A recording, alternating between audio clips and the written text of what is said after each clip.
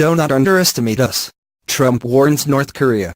U.S. President Donald Trump has warned North Korean leader Kim Jong-un not to test the United States' resolve, telling him that the world cannot tolerate the menace of a rogue regime that threatens it with nuclear devastation.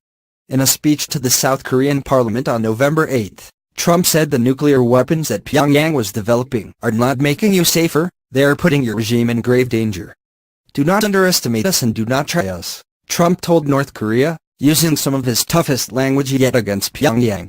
In a wide-ranging address, Trump described a bleak image of Kim's rule as an oppressive, despotic regime, launching specific accusations of chilling human rights abuses against Pyongyang and calling on countries around the world to isolate North Korea by denying it any form of support, supply, or acceptance. We will not allow American cities to be threatened with destruction.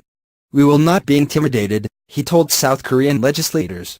And we will not let the worst atrocities in history be repeated here, on this ground we fought and died to secure.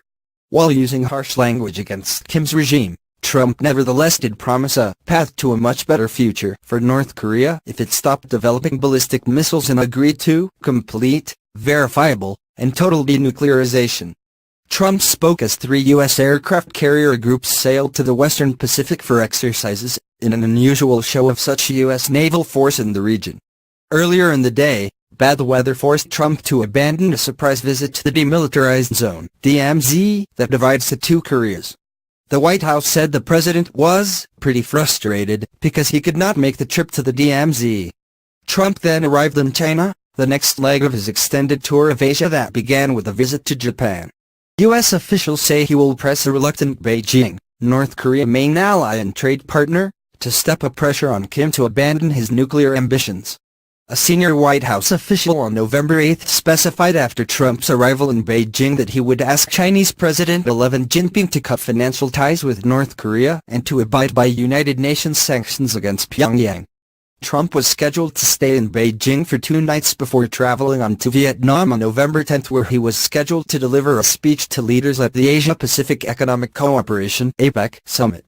Russian President Vladimir Putin also had been scheduled to give a speech at the 21-nation forum on November 10, but Putin's speech has reportedly been cancelled. Nevertheless, Russian Foreign Minister Sergei Lavrov said on November 8 that Putin still planned to meet with Trump on the sidelines of the summit. Lavrov said the agenda of Putin's talks with Trump would include bilateral relations as well as international relations, Syria, North Korea, and Ukraine.